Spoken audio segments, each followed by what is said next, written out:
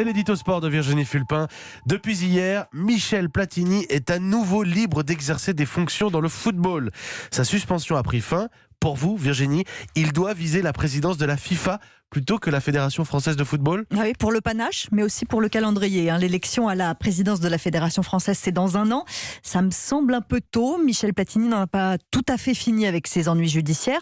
En juin, il est ressorti libre de sa garde à vue sur l'attribution litigieuse de la Coupe du Monde au Qatar.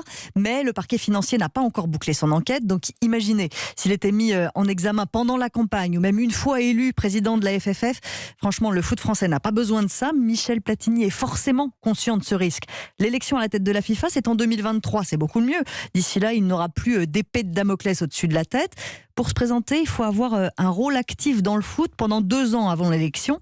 Ça tombe bien, la Juventus de Turin lui offre déjà un poste de conseiller auprès de la direction du club. Ce serait une très bonne façon de revenir. En plus, en cas de mise en examen, la Juve est parée, on en a vu d'autres des scandales a priori. Pour le coup, du côté de la Juve, la présidence de la FIFA, faut bien le dire, ce serait une belle revanche. C'est la FIFA qui a fait tomber Michel Platini. Sepp Blatter, l'ancien président déchu, n'a jamais été un grand fan du français et il s'est fait un plaisir de l'entraîner dans sa chute. Depuis, Platini a été blanchi par la justice suisse dans l'affaire du versement de près de 2 millions d'euros sur son compte.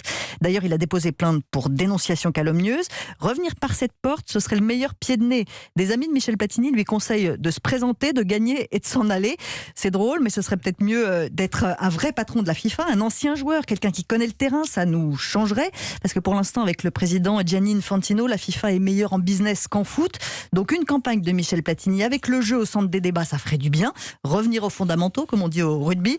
Tiens, il pourrait attaquer sur la VAR, l'assistance vidéo. Il a toujours été contre lui. Et j'aimerais bien avoir ce son de cloche à la tête de la FIFA. Les pieds dans le plat et le plat du pied, ce serait Platini jusqu'au bout des crampons. Merci beaucoup Virginie Fulpin. C'était l'édito sport. Vous partagez évidemment et vous retrouvez sur europe1.fr. Il est 7h26.